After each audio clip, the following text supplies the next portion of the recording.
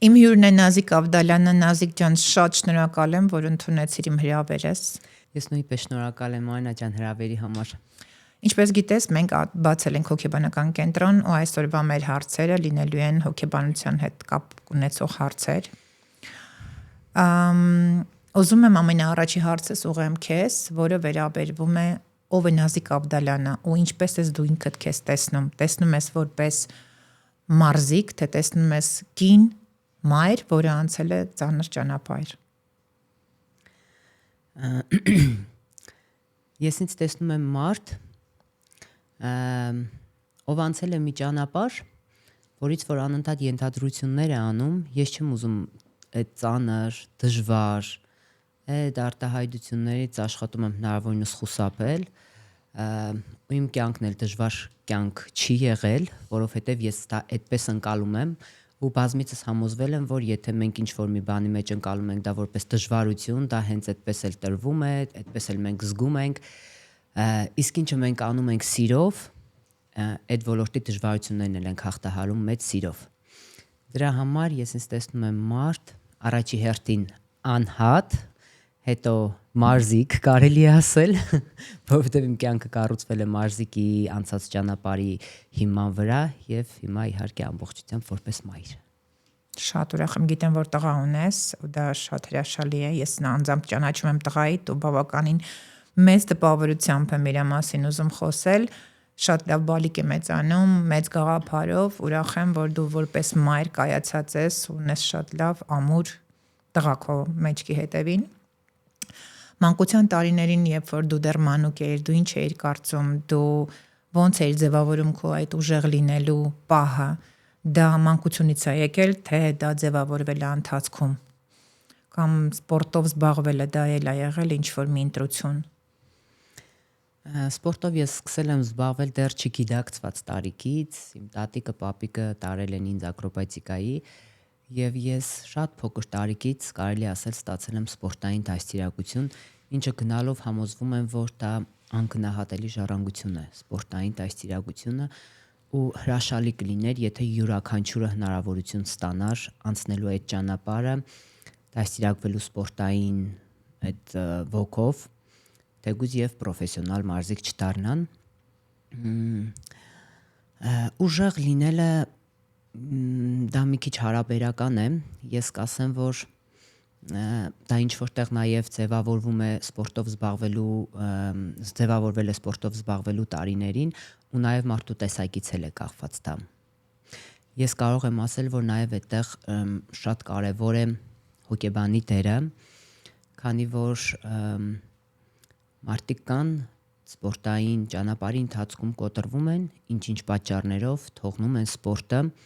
բայց հենց այդ ժամանակ ճիշտ մասնագետի միջամտությունը կարող է լրիվ այլ պատկերբերի հետո եւ մարզիկը կարողանա հաղթահարի այդ տրավման, թեկուզ ֆիզիկական, թեկուզ հոգեբանական եւ նա շարունակի իր ճանապարհը եւ հենց այդ մասը, որտեղ որ ինքը պետք է թողներ սպորտը իր եւ շատերի համար դառնա շատ կարեւոր ուղեցույց, որ համապատասխան մասնագետի կամ այդ խնդիրը հաղթահարելու դեպքում դու կարող ես շարունակել քո ճանապարհը։ Ճիշտ ես ասում, շատ ժամանակ ուժեղ լինելը դա ընտրություն է մեր կողմից, ինչ ես կարծում, թե դա ուղղակի կյանքի բերումով հայտնվում ես այդ գծին։ Եվ ընդհանրապես ուժեղ լինելը լավ է թե ոչ։ Ես կարծում եմ, որ մարդ չի կարող ու կարիք չունի միշտ ուժեղ լինելու։ Լինում են այն ժամանակ, երբ որ այդ պահը գալիս է եւ մարդ կարող է այդ պահին այնպիսի քայլ անի, որ ինքը երբեք չմտածի, որ ինքը կարող է այդպիսի բան անել։ Դա ձևավորվում է պահի ազդեցության տակ, բայց որպես այդպիսին շատ տարբեր տեսանկյուններից կարող ենք նայել։ Ես կուզենայի, որ կինը տղամարդու կողքին կարիք չունենա ուժեղ լինելու, բայց որպես անհատ, եթե դու ճանապարհ ես անցնում, պետք է ուժեղ լինես, որ կարողանաս հաղթահարել շատ տարբեր խնդիրներ, եւ հատկապես երբ որ մեծ է նպատակը, դու պարտավոր ես ուժեղ լինելու։ Եվ այո, դա ձևավորում է մեզ կյանքը։ Կյանքի բերումով ենք մենք ուժեղանում, կարելի ասել, երևի թե այդպես։ Ինչ ես կարծում։ Բայց յուրաքանչյուրն Ուժեղ է կնոջ ուժեղ, ես կողքը համարում եմ։ պետք է լինի ուժեղ տղամարդ։ Իհարկե պետք է։ Հենց ուժեղ կնոջ կողքին է պետք լինել ուժեղ տղամարդ։ Ես ասեմ ավելին, ոչ թե ավելի ուժեղ, ավելի խելացի, այլ պարզապես ուժեղ եւ խելացի տղամարդ, քանի որ արդեն դա ավելին բերում է մի քիչ կոնկուրենցիայի, այդպես արդեն պայքար է մտնում, երբ որ մենք ասում ենք ավելի ուժեղ։ Հերիք է լինի ուժեղ եւ խելացի տղամարդ, որպեսի թույլ տա, որպեսի կնոջ թիկունքը լինի, կարելի Ու ասել։ դու քեզ մի քիչ թույլ զգաս։ Իհարկե, որպեսի դու կարողանաս, կինը կարողանա առաջ գնալ։ Հենց դրա համար, եթե իր կողքին կա տղամարդ ու ինքը արդեն կայացած է, ինքը կարիք չունի կնոջ այդպես ասեմ, ինչ որ մեկին կնոջն է չէ, իջացնելու, նվաստացնելու, ստորացնելու, այդ ամեն ինչի հիման վրա կայանալու, ինքը կարիք չի ունենա կնոջը հետ քաշելու։ Առավել եւս ինքը այնքան ուժեղ է, այնքան կայացած է, որ ինքը լրիվ կարող է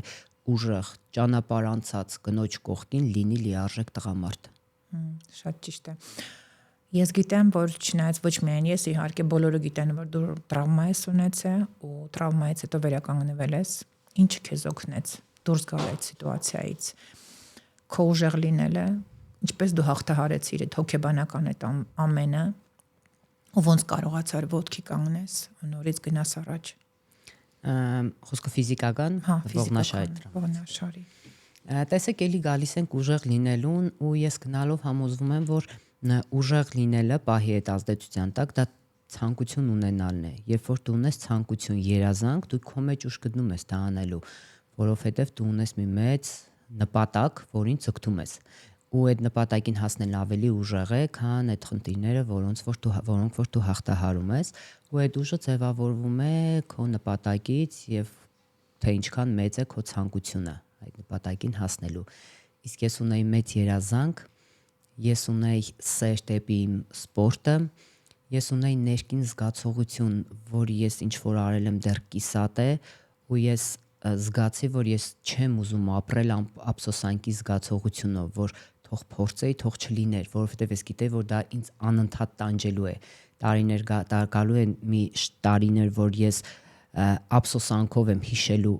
այն շրջանը, երբ որ կարող էի անել, բայց չարեցի։ Գոնե մենակ դրա համար սկսեցի զբաղվել սպորտով։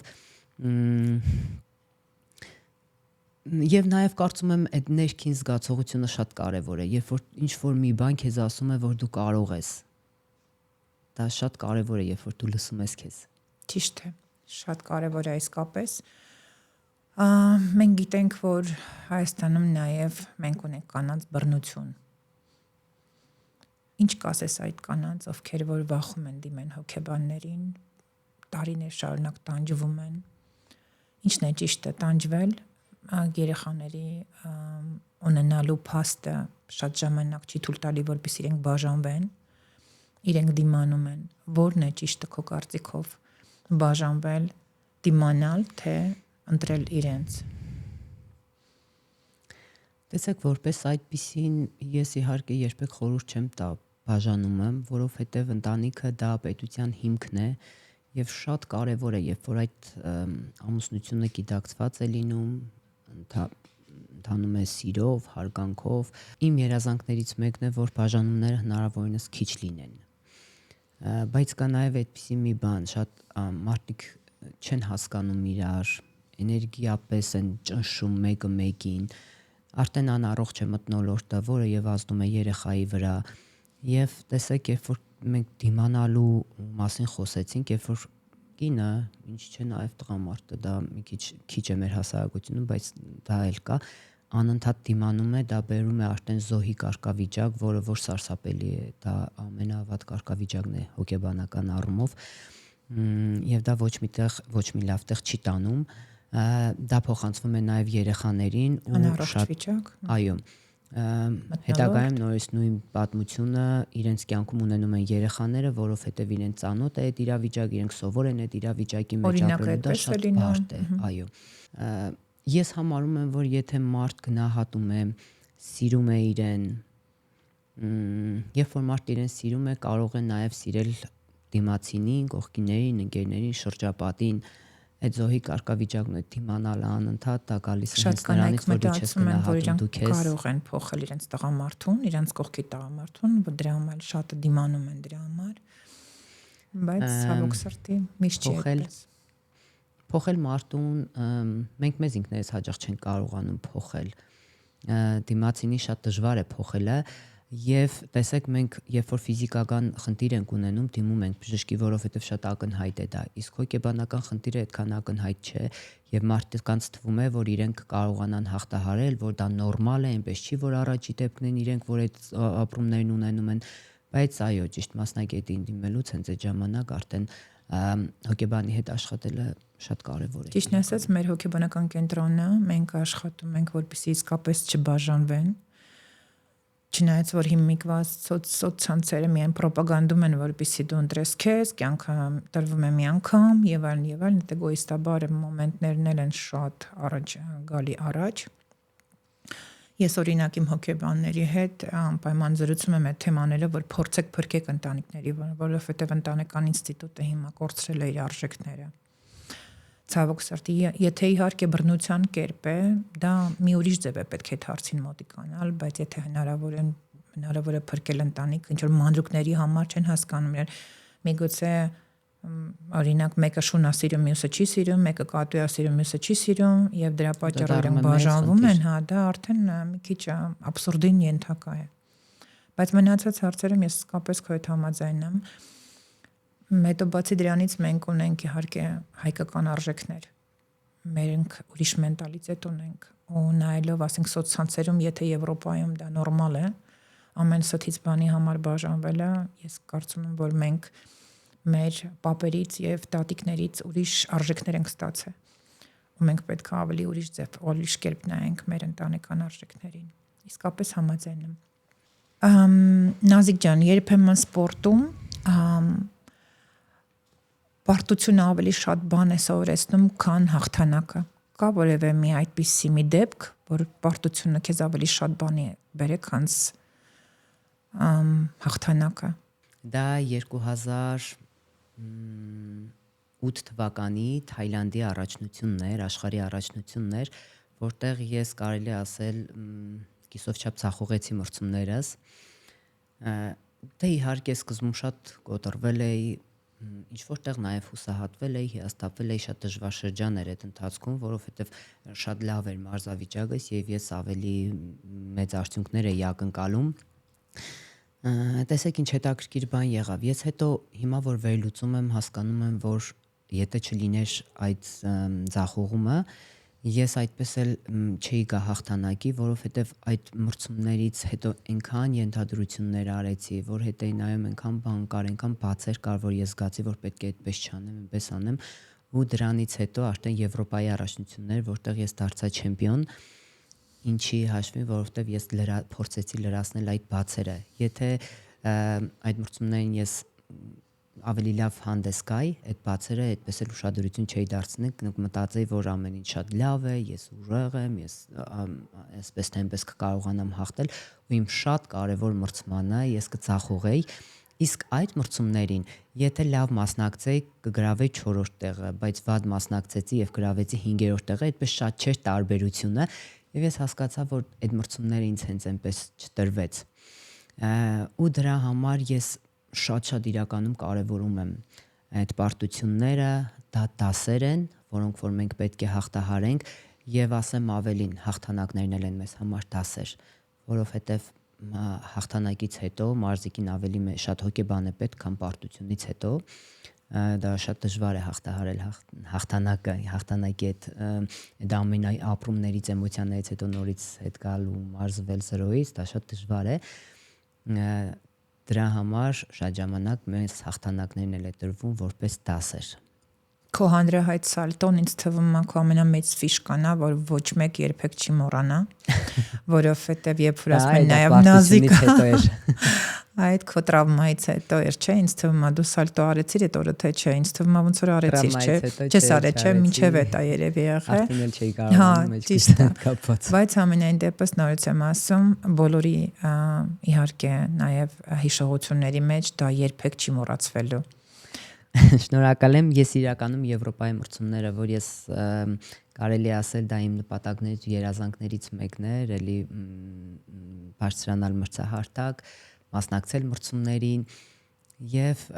չուզեցի որևէ մի ինչ որ ավելորդ շարժում, ավելորդ վարժություն, որ այդպիսի տպավորություն ինչ որ չնայած այն ժամանակ է տպավորություն ստեղծելու համար չէ, դա ինքնաբուխ էր, ես ուզում էի նաև իմ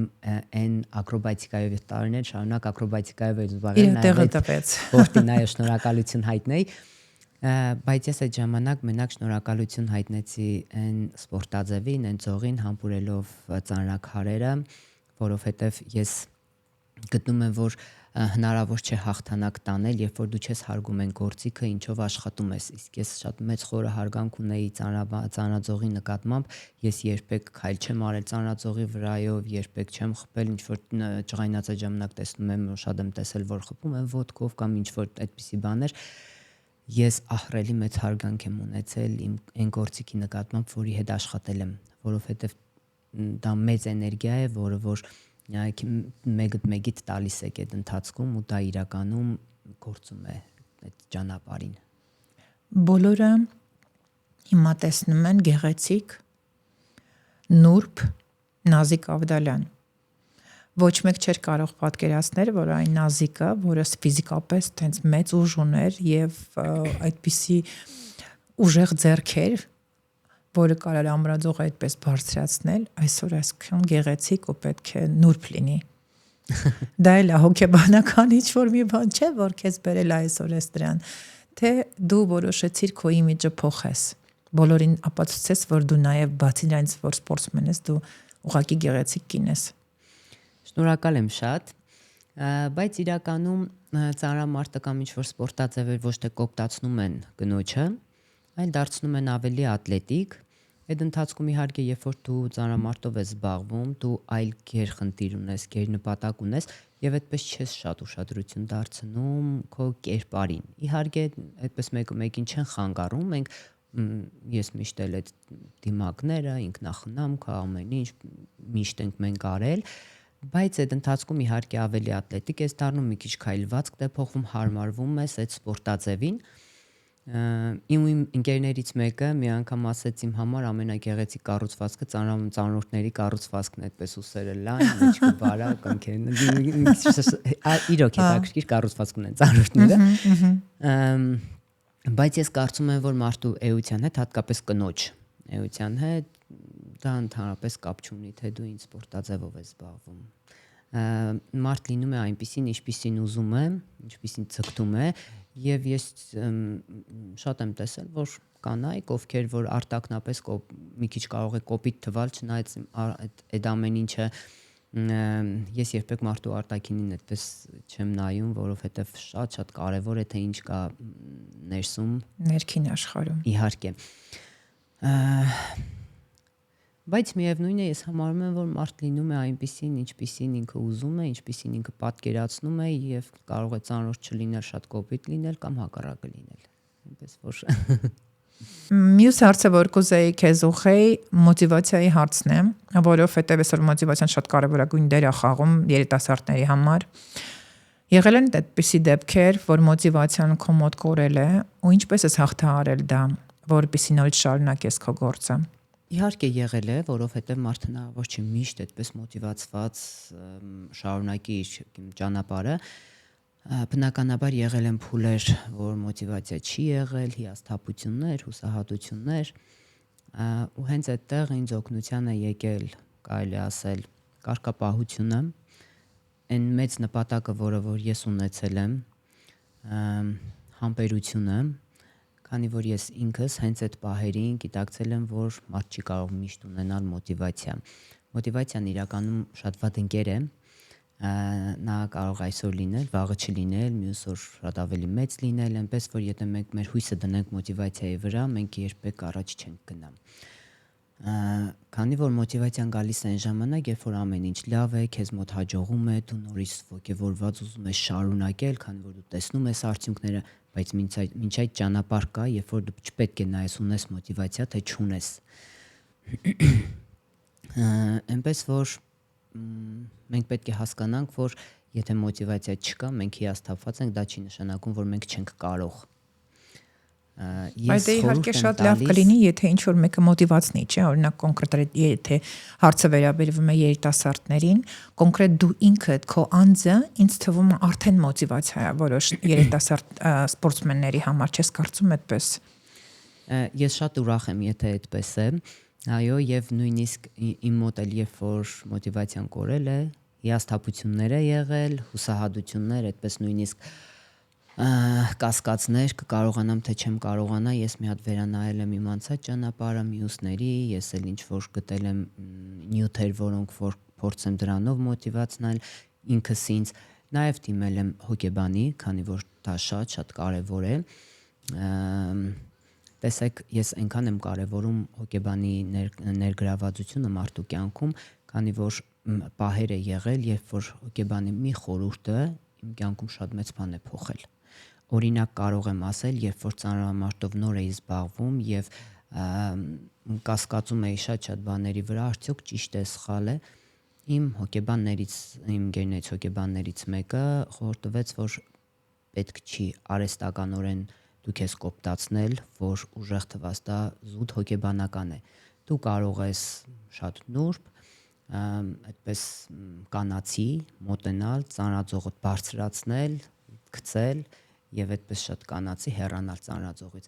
Դա զուտ հոգեբանական է, երբ որ քայլվածքն են փոխում այդպես, փորձում ավելի ուժեղ լինել, դա ամեն ինչ շատ հոգեբանական առումներով շատ հետաքրքիր ընթացք է, ու ես հասկացա, որ իրականում այդ պետք չի անել։ Մի այդպիսի խորհուրդ է, իմ կարելի ասել մինչև հիմա իմ կյանքի վրա շատ մեծ ազդեցություն է թողել։ Դրա համար ճիշտ մասնագետի ներգրավվածությունը շատ կարևոր է։ Ցավոք սրտի հոգեբանին դիմելու կուլտուրան դեռ զարգացած չի մեր երկրում, շատերը վախում են դիմել հոգեբանին, ինչ պատճառներով, նաև մենք գիտենք, որ հանրահայտ դեմքեր չեն ուզում դիմել հոգեբանին, կան տղամարդիկ, ովքեր որ խնդիրներ ունեն, ասենք նույն ձևի տանը, կան զինվորներ, ովքեր որ գերի են եղել, այսօր հետ են վերադարձել, ամաչում են դիմեն, բայց մենք բոլորս հասկանում ենք, որ մեր հասարակության մեջ հոգեբանի կարիքը շատ կարևորագույն դեր է խաղում այսօր, բայց ցավոք սրտի չեն դիմում։ Ուղղակի ուզում էի նշեի, որ մեր Your Choice-ում մենք նաև տալիս ենք անոնիմ թերապիա, որը թույլ է տալի, որպեսզի դու անանուն կարողանաս թերապիա ստանաս։ Ու դա ինձ թվում է շատ կարևորագույն է, քանի որ մեր հայկական մենտալիտետը դեռ բաց չի, որպեսզի մենք դնենք մեր խնդիրների մասին պարզ ու հստակ ու շիտակ խոսենք։ Ինչ ես կարծում, կկոտրվի այդ կարծրատիպը, թե չէ մեր մոտ, մեր հասարակության մեջ։ Դες Մարինա ջան, ես ուզում եմ մի քիչ հեռվից գամ, համեմատեմ ֆիզիկական վնասվածքները հոգեբանական վնասվածքների կամ խնդիրների հետ, երբ որ մենք ունենում ենք ֆիզիկական խնդիր, դա շատ տեսանելի է, մենք զգում ենք, խորհուրդ են տալիս դիմել բժիշկներին, իսկ հոգեբանական առումով մենք ոչ թե ինչ որտեղ ամաչում ենք կամ այդպես չգիտեմ ինչ պատճառներով, շատ ժամանակ մենք չենք էլ գիտակցում, որ մենք ունենք հոգեբանի կարիք, մենք ունենք այդ խնդիրը։ Դրա համար շատ կարևոր է, երբ որ մարդ գալիս է նրան, որ ինքը պետք է դիմի հոգեբանի։ Հատկապես մեր մոտ մարզիկների շրջանում մարզիչները ստիպում են երեխային մտածել, որ իրենք պետք է իրենց հոգեբանը լինեն, իրենք պարտավոր են ուժեղ լինել։ Այո, շատ լավ է, երբ որ մարզիկը շատ ուժեղ է, բայց ինքը պարտավոր չի ինքն իր հոգեբանը լինելու, ինչպես որ պարտավոր չի ինքն իր բժիշկը լինելու, որովհետև շատ ժամանակ մենք տեսնում ենք, որ ֆիզիկական տրավմա ունենք, օրինակ ծունգը վնասվածք ունի, բայց մենք չգիտենք այդ բուժման ճանապարհը, կամ թողնում ենք ինքնահոսին շատ երկար է բուժվում, կամ ավելի լուրջ խնդիրների է բերում, նույնն էլ հոգեբանական առումով։ Մենք կարող է գիտենք ինչ խնդիր ունենք, բայց այդ բուժման ճանապարհը, որ ավելի արագ լինի, պետք է ճիշտ մասնագետներ լինեն։ Շատ ժամանակ մարզիչներն են լինում մարզիկի հոգեբանը։ Շատ լավ է, որ իհարկե մարզիչը պետք է ունենա, ինչու՞ չէ նաև հոգեբանական կրթություն, պետք է ունենա մանկավարժական, այո, բժշկական, իսկ այդ դեպքում, երբ որ մարզիկը վնասվածք է ստանում, ինչու չենք ասում, որ մարզիչը պետք է լինի մարզիկի բժիշկը, թող մարզիչն է բուժի, չենք ասում, չէ, դիմում ենք բժշկի։ Եվ դա շատ կարևոր է, որ մարզիկների հետ, հատկապես մարզիկների հետ, ես դա որ խոսում եմ Սպորտային որպես մարզիկ, հոգեբաններ լինեն, այո։ աշխատեն սպորտային Դա հոգեբաններ, շատ առաջ կարևոր է, երթին այո։ մարզիչի հետ պետք է աշխատեն, որ երկուսով կարողանան այդ մարզիկին ճիշտ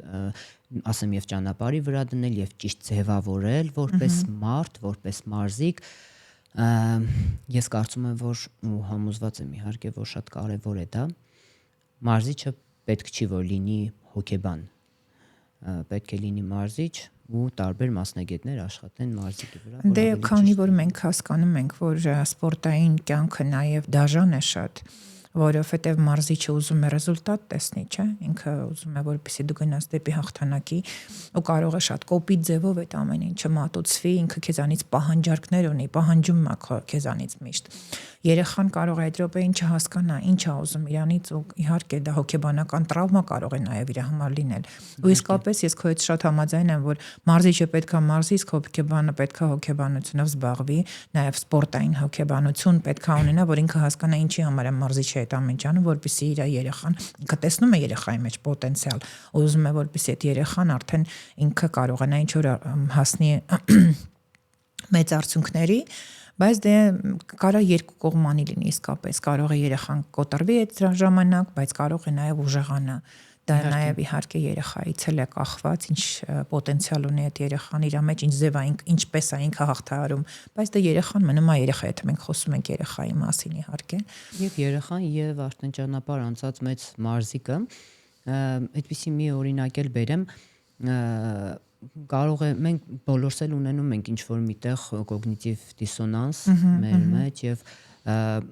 այդ ժամանակ ճիշտ մոտեցում չտալու դեպքում դա շատ կարող է խորանալ, մենք էլ չիմանանք թե ոնց եղավ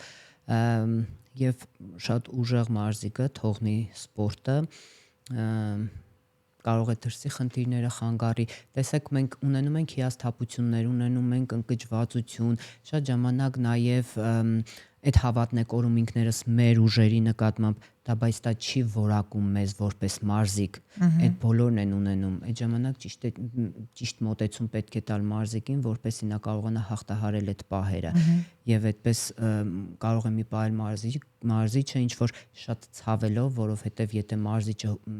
ակնկալիքներ չունի մարզիկի, ինքը էներգիա չի ծախսի, չի ջղայնանա, այդպես, չգիտեմ, այդ սրտացավորին չի վերաբերվի, իր համար միևնույն կլինի, բայց դա կարող է հակառակ ազդեցություն տալ մարզիկի մոտ, երբ որ ինքը դրսում թեկուզ ինչ որ խնդիր ունի, այնպես որ դա շատ նուրբ է եւ այո, ես ցավոք շատ եմ լսել, որ ասում են, հա լավ, ինքը ինչ մարզիկ էր, վախկոտ էր, չգիտես ինչ էր բան, բայց մի փոքր աշխատանք այդ մարզիկի հետ ինքը որ հաղթահարի այդ փուլը նա կարող է շատ լուրջ արդյունքներ անել սպորտում։ Այո, միանշանակ։ Վերջում ուզում եմ նաև անդրադառնամ քո մեծ պրոյեկտին։ Ես անձամբ ինքը շատ ուրախ եմ, որ դու այդպիսի գործ ես ձեռնարկել եւ ոչ թե հույսով եմ, ես համոզված եմ, որ քո մոտ ամեն ինչ ստացվելու է։ Եթե ուզում ես կարող ես մի երկու բառով պատմես, թե ինչ պրոյեկտ է, ինչի համար է, ում համար է եւ ինչպես ծագեց այդ գաղափարը, եթե իհարկե ցանկություն ունես։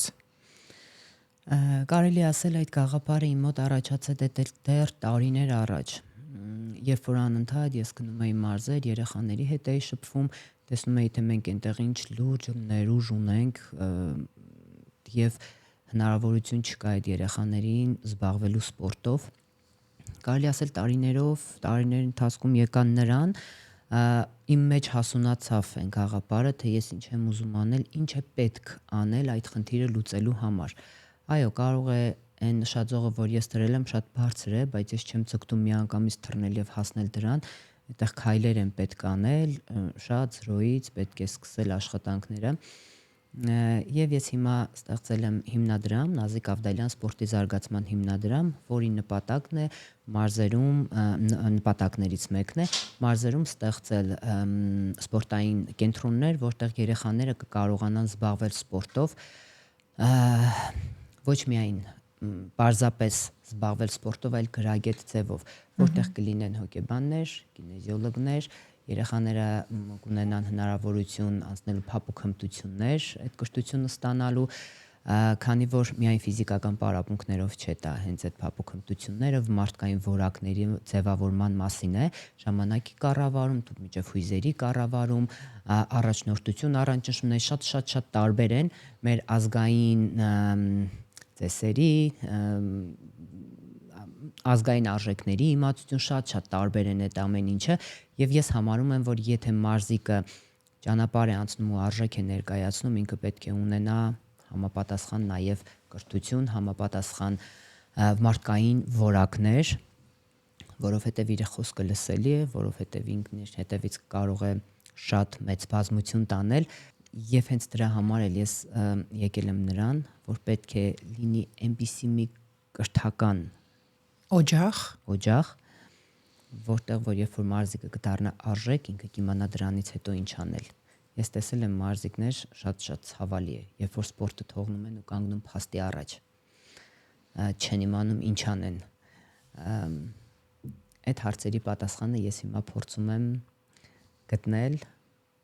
ուզում եմ այնպես անել եւ ես եւ նաեւ մի ուրախություն ինձ կան մարզիկներ, ովքեր որ գաղափարը նաեւ իրենք են մտածել այդ մասին եւ մենք միասին ուզում ենք այնպես անել, որ մեր մյուս սերունդը կարողանա ավելի ճիշտ զբաղվել սպորտով, կարողանա սպորտը թողնելուց ավելի հեշտ գտնել իր ճանապարհը եւ ընդհանրապես սպորտով գրագետ զբաղվելու մշակույթը։ Բացի դրանից էլ բավականին մեծ քանակով երեխաներ կարող են ապագա ունենալ ու մոտիվացվելու են դրա համար, որպեսզի ավելի լուրջ մոտիկանան սպորտին եւ ընդհանրապես ոչ միայն սպորտին, այլ ընդհանրապես լավ մարդ կմեծանան այս մեր իհարկե։ Եվ նաև քանի որ մենք գաղտնիք չես, որ սպորտային ազգ ենք, ֆիզիկապես ուժեղ ազգ ենք, մենք ունենք այդ պոտենցիալը, հատկապես մարզերի երեխաները, ինչքան ֆիզիկապես ուժեղ են, եւ մենք չօգտագործենք մեր ամենաուժեղ կողմը, դա մի քիչ։ Շնորհակալ եմ շատ Նազիկ ջան մեր զրույցի համար։ Ես էլ եմ շնորհակալ։ Ես շատ շնորհակալ եմ քեզ եւ շնորհակալ եմ, որ դու եկել ես Հայաստան։ Շնորհակալ եմ այն ծառայությունների համար, որ դու մատուցում ես հիմա, որովհետեւ դա շատ կարեւոր է։ Մերսի շատ։ Սպորտային ես միշտ սպորտային եմ, հոգեբանական կենտրոն, որտեղ որ շնորհակալ եմ շատ Նազ ջան։ Մերսի շատ։ Ապրես։